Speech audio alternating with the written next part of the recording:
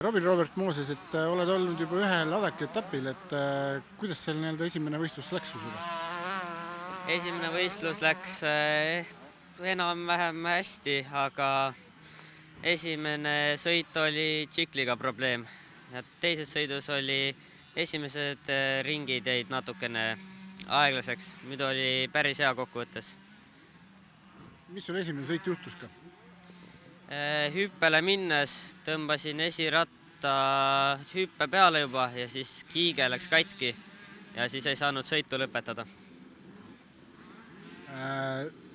Mis etappidel sa osaled või millistes sarjades õigemini? Et kas Estikatel, mis välismaa etapid on, mis on sellised hooajaplaanid on ja mis etapid kõige olulisemad on?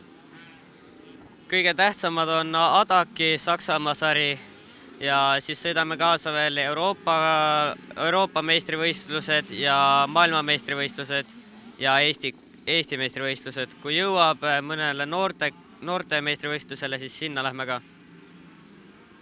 Maailmameistrivõistlused on siis, neil on ka eelvoorud, et kui palju teil eelvoorudes osaled ja kui palju sul tegelikult punkte vaja kätte läheb saada?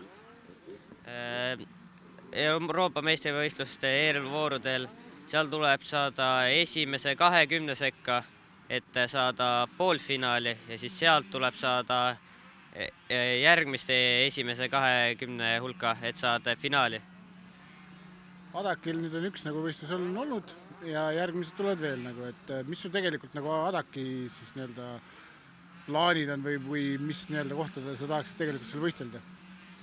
Adakil tahaks saada aasta kokkuvõttes kindlasti poodiumile, et tuleb sõita seal esimese koha lähedal, et saaks selle saavutada.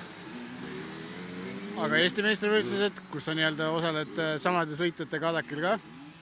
Eesti meistrivõistlused proovib ikka võita, et see on natukene teised